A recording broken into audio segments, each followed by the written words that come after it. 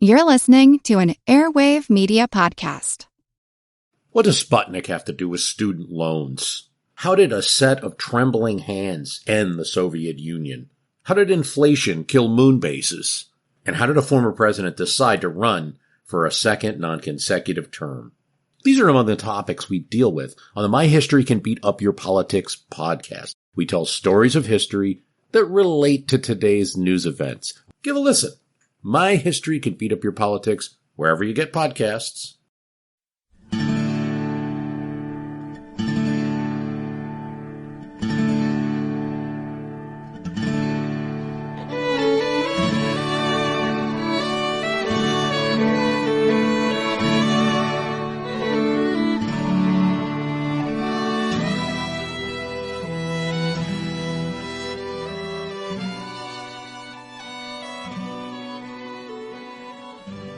Hey everyone, welcome to episode number 224 of our Civil War podcast. I'm Rich.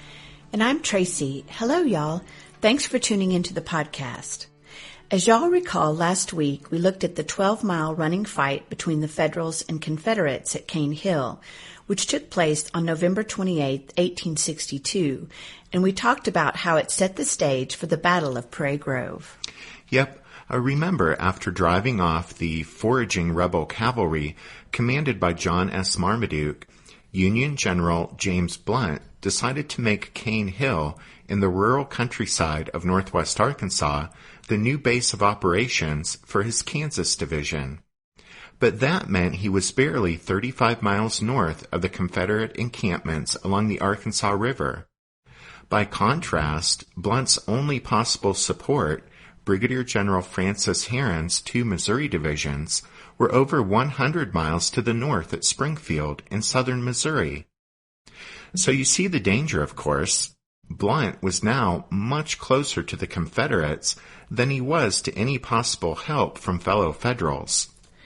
To complicate matters, not only was the Union Army of the frontier divided, but it was effectively leaderless. Its commander, John Schofield, was sidelined by illness, as was James Totten, who led one of the two Missouri divisions. That left Herron in charge of the Missouri divisions and Blunt in nominal command of the Army of the Frontier. But for all practical purposes, Blunt's control was limited to his isolated Kansas division. Actually, Blunt and Herron both assumed that in the near future, Major General Samuel Curtis, the department commander, would order one or both Missouri divisions to cross the Mississippi River and join Ulysses S. Grant's command. So neither Blunt nor Herron attempted to stay in touch, much less plan for contingencies. Meanwhile, throughout November, Confederate General Thomas Hindman had been working to prepare his command for another offensive. As y'all recall, the rebels had struck up into southern Missouri in September, but then in the face of growing Federal numbers, they had fallen back into Arkansas, ending up south of the Boston Mountains. Despite that setback, though, the combative Hindman wasn't ready to go into winter quarters. And as Tracy said just a moment ago, throughout November, he had been readying his command for another offensive movement. And by the end of November, Hindman's army consisted of about 12,000 soldiers who were armed, equipped, and ready for service in the field. The Trans-Mississippi Army was made up of three divisions: a small cavalry division led by Marmaduke, and two large infantry divisions commanded by Brigadier Generals Francis Shoup and Daniel Frost. Marmaduke, who was smarting from his defeat at Cane Hill, was the first to realize that Blunt had placed himself in a precarious position and that Hindman had been presented with a golden opportunity to reverse the course of the war in the Trans-Mississippi. That's because if the Confederates acted quickly, they could overwhelm the isolated Kansas division at Cane Hill and then press on to even greater things once they had seized the initiative with that victory. And so Marmaduke urged Hindman to move against Blunt at once.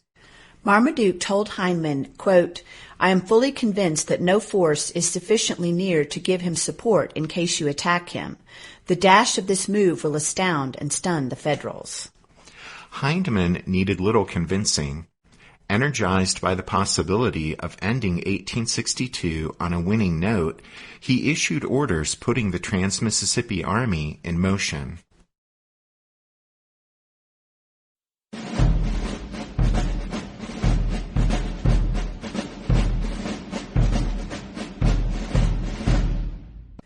Thomas Hindman quickly drew up a plan to destroy Blunt's isolated and vulnerable Kansas division. The Confederates would march north from their encampments and cross the Boston Mountains on Cove Creek Road. At a junction called Morrow's, the infantry would turn west on Van Buren Road and storm Cane Hill from the south. Meanwhile, the rebel cavalry would continue north on Cove Creek Road and attack the supply depot that Blunt had set up at Ray's Mill, 8 miles north of Cane Hill.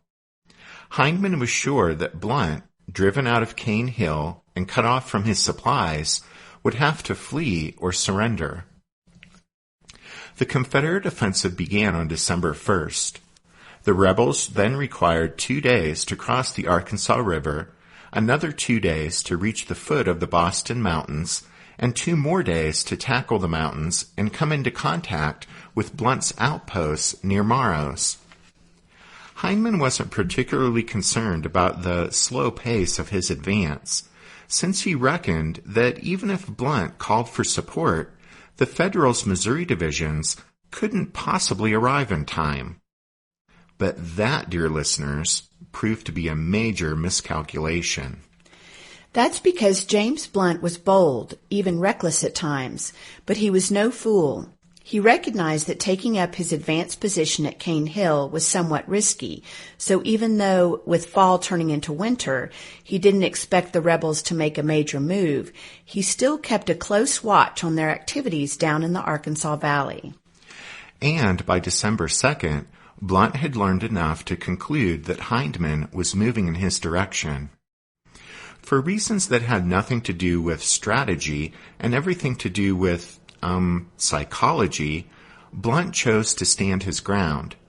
And so that evening he sent a courier racing toward the telegraph station at Elkhorn Tavern, 56 miles to the north. The courier carried an urgent message for Herron. Quote, "I desire you to move as much of your force as possible, especially the infantry, to my support, as I do not intend to leave this position without a fight." End quote. That was the first order that Blunt issued as commander of the Army of the Frontier. It was also the most important. As the courier dashed away, the Kansas division began to prepare for the fight of its life. Fortunately, the rugged terrain around Cane Hill was well suited for defense. The Federals blocked the roads leading to their position from the east, south, and west. They paid particular attention to the Van Buren Road, which led directly from Morrow's to Cane Hill. The Yankees did not, however, block the road that passed around the east side of Cane Hill. For reasons never explained, Blunt failed to extend his left flank far enough to maintain, or at least contest, control of Cove Creek Road north of Morrow's. This mistake would have serious consequences. Meanwhile, up in Missouri, when Blunt's telegram reached Francis Herron's headquarters at 8 o'clock on the morning of December 3rd, he didn't waste a minute getting his force on the road. Herron sent a reply to Blunt, saying, "We'll move both divisions entire at noon today and will make good time to your position. The distance from here is so great that it may be necessary for you to fall back a short distance, but I will do my best to make that unnecessary." Herron was as good as his word. The Missouri divisions were on their way within hours. The march that followed was an epic of human endurance and one of the most extraordinary events of the Civil War. Between the afternoon of December 3rd and the morning of December 7th, a period of 3.5 days, the 2nd and 3rd Divisions of the Army of the Frontier marched 105 and 120 miles, respectively, across the heart of the Ozark Plateau and went directly into combat at Prairie Grove. The actual distance varied from regiment to regiment, but the Missouri divisions averaged 30 miles a day on primitive roads in bitterly cold weather with only brief halts for food or rest. Lieutenant Joseph Barnes of the 20th Iowa considered the trek was, quote, the greatest march made by any troops during the War of the Rebellion, end quote. And no one in Herron's command would have disagreed. Unfortunately, like so many other remarkable events that occurred west of the Mississippi River during the war, this epic march has never received the attention it deserves.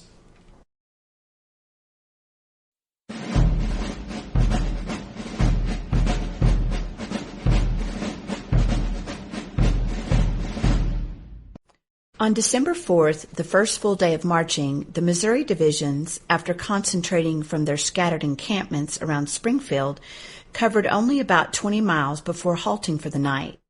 The next day was longer and far more difficult. After tramping more than 30 miles, the Federals stopped for the night on the old Pea Ridge battlefield, just inside Arkansas. Herron stayed in Elkhorn Tavern, and early the next morning, December 6th, another courier from Blount arrived. The man carried a message directing Herron to hurry forward all of his cavalry. Herron promptly detached Colonel Dudley Wickersham and a half-dozen regiments of horsemen.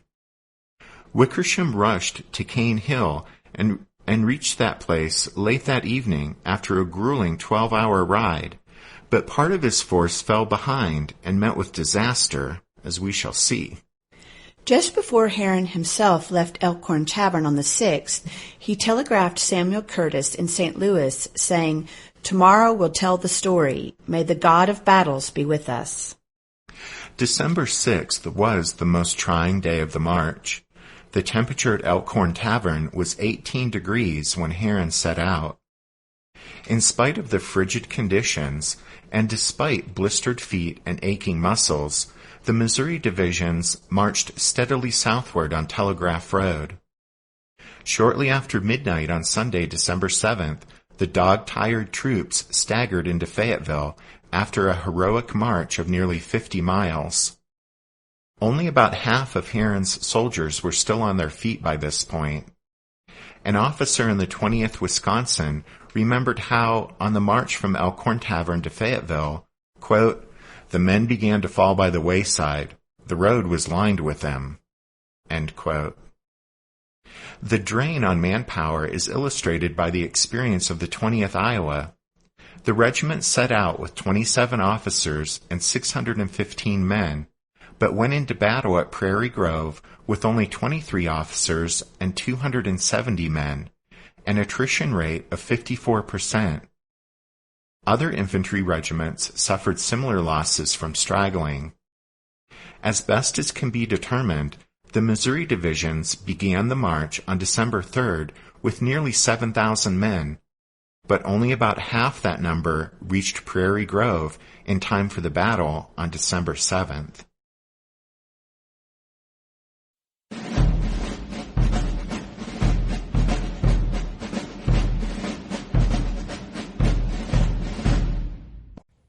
What's something you learned in history class that you feel wasn't the whole truth?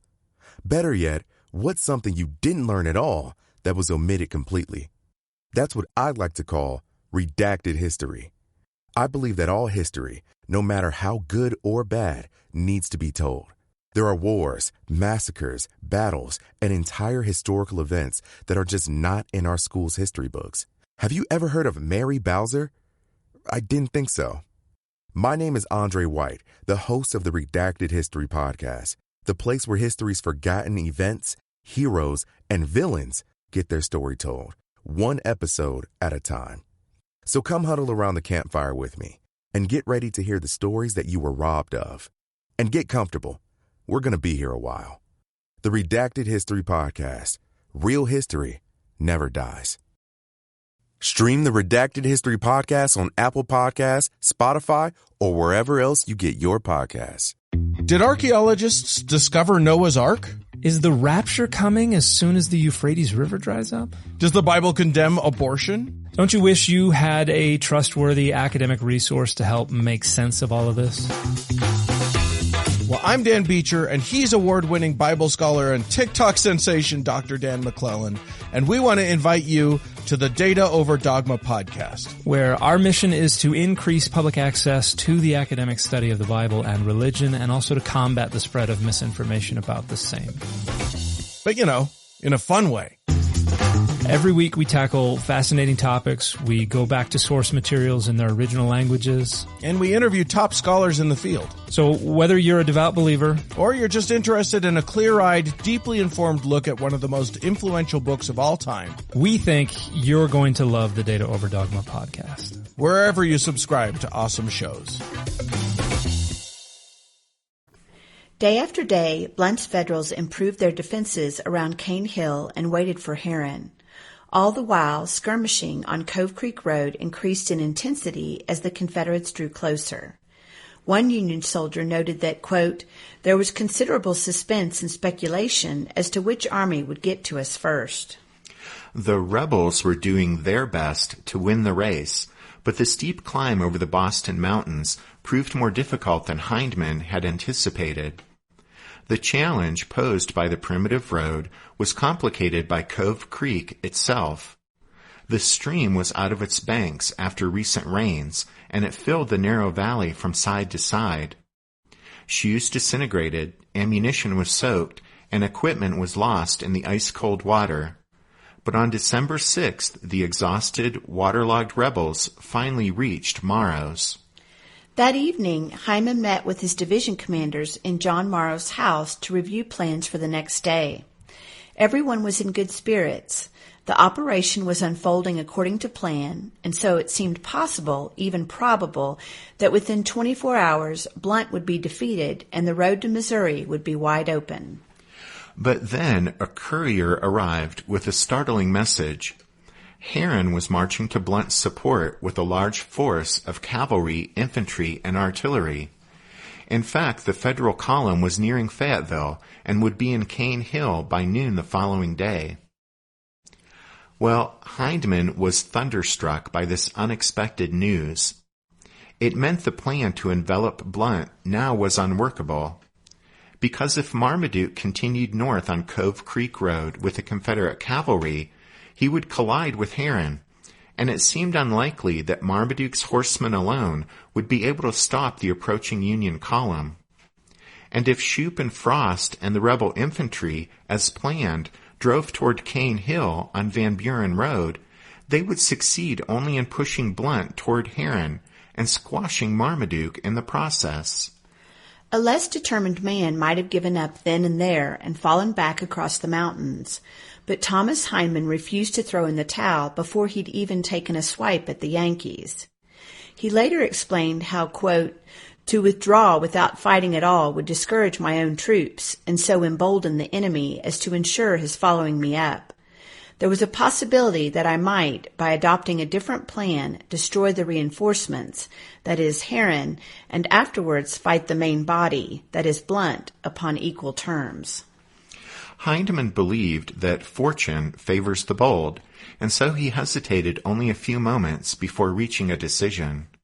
As he later said, quote, I determined to risk an engagement. The hastily revised plan called for the Trans-Mississippi Army to keep Blunt and Heron apart and defeat each in detail, that is, separately. Therefore, instead of turning west at Morrow's, the infantry would follow the cavalry north to the junction with Fayetteville Road.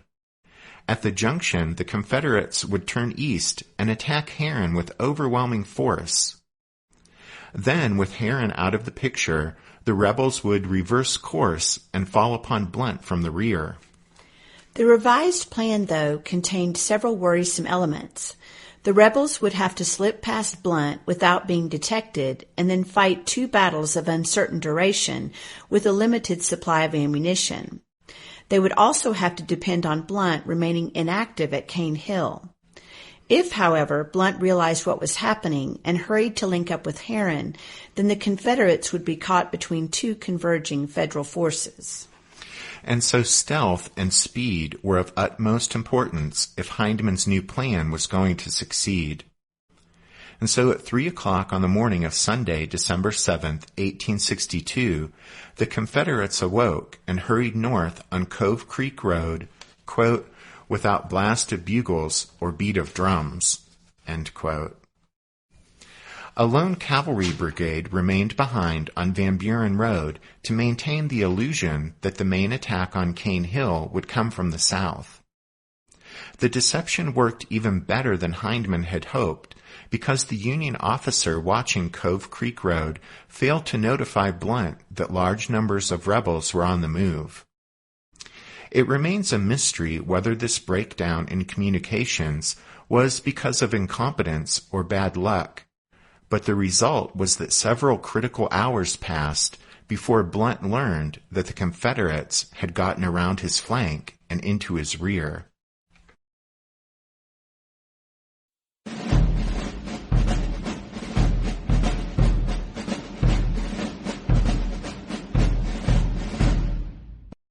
The junction of Cove Creek and Fayetteville roads was located atop a forested hill surrounded by extensive grassland. Locals called the place Prairie Grove. As Marmaduke approached the junction in the gray light of dawn, he discovered that 1,200 Union cavalrymen were camped in the vicinity. These Yankee horsemen were part of the force that had been detached from the Missouri divisions the previous morning at Elkhorn Tavern. The Federals' 6th and 7th Missouri Cavalry and 1st Arkansas Cavalry were unable to keep up with Wickersham as he'd hurried to Cane Hill, and they'd stopped for the night in the vicinity of Prairie Grove so that men and horses could rest. Marmaduke struck them just as the sun appeared over the horizon. His 2 brigades of Missouri and Texas troopers, led by Colonels Joe Shelby and Emmett McDonald, fell upon the unsuspecting Yankees from 2 directions. A Confederate officer, Captain Salem Ford, didn't exaggerate by much when he likened the attack to a, quote, thunderbolt from a clear sky. Many of the rebel horsemen were dressed, whole or in part, in captured Union uniforms, which only added to the confusion. Ford recalled that, quote, we had a hand-to-hand fight that lasted about 10 minutes. It was a hot and exciting battle. We were all mixed up, every fellow for himself, all dressed pretty much alike, except the hats were mostly of different style. Surprised and overwhelmed, the Union cavalrymen fled back toward Fayetteville with the Confederates in hot pursuit. The debacle cost the Federals about a quarter of the force engaged, or close to 300 men, most of them captured. Fewer than a dozen rebels were killed or wounded.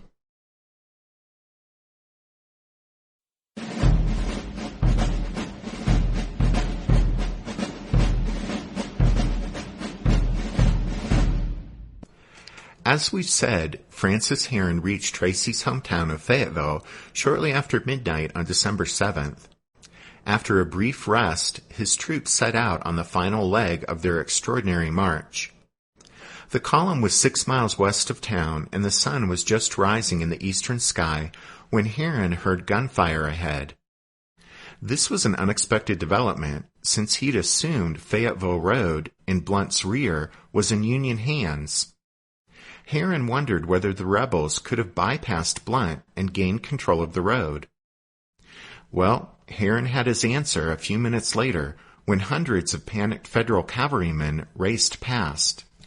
An infantryman in the 20th Iowa recalled how, quote, shouts of, "Hold your hat!" and rude jests were showered on them as they passed by, but failed to check their progress or even gain their attention.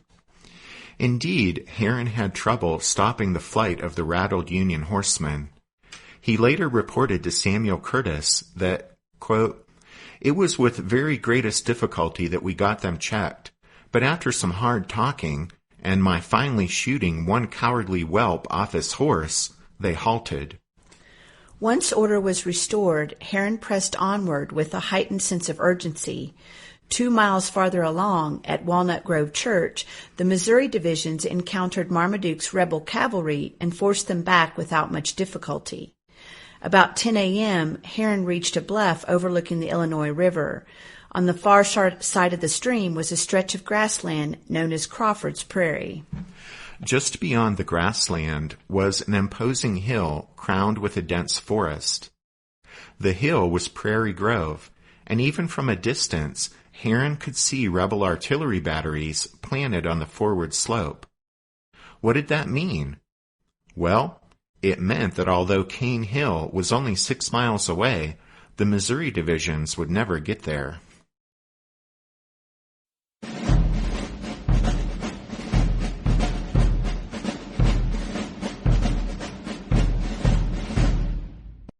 Shoup's division, the leading Confederate infantry force, reached Fayetteville Road around 9 a.m.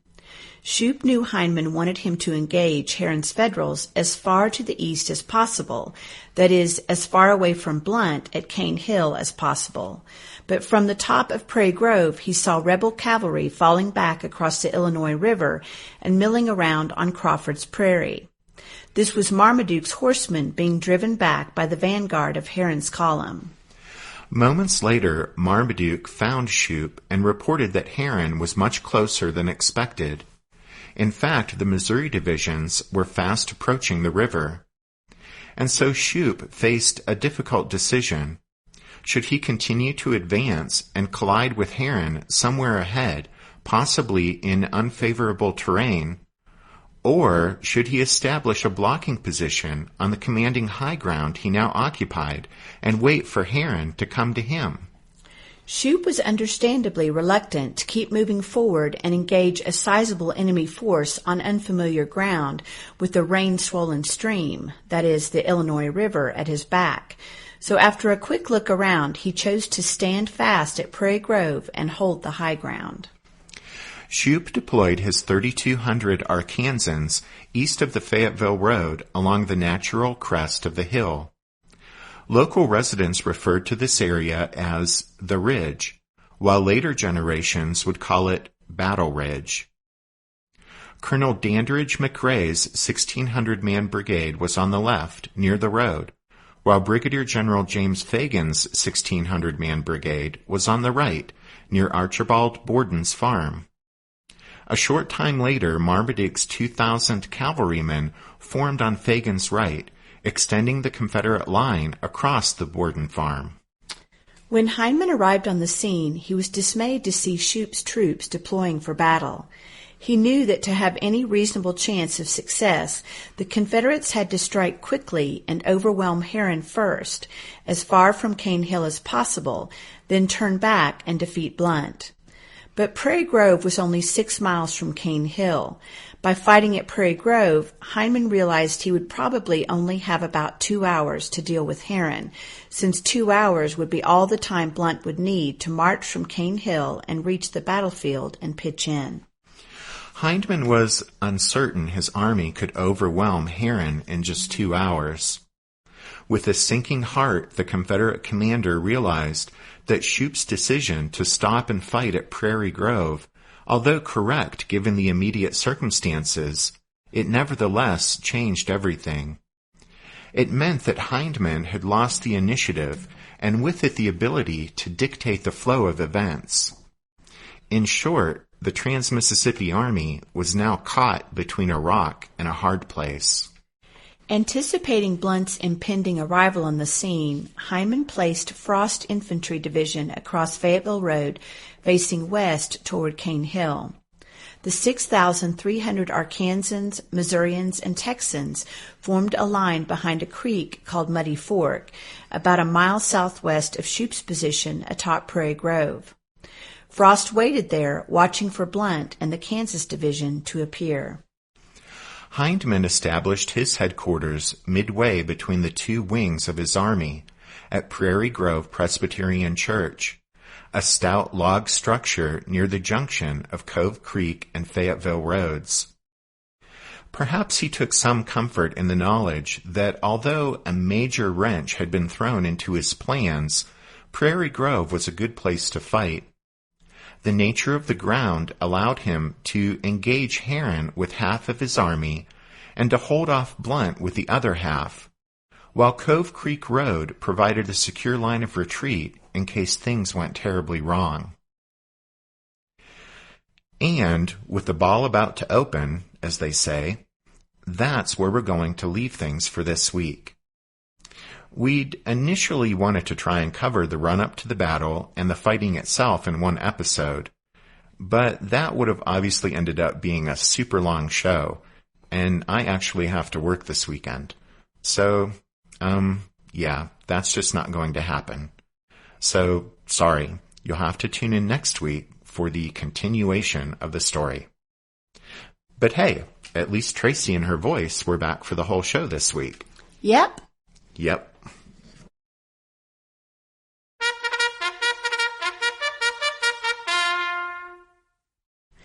That means it's time for this episode's book recommendation.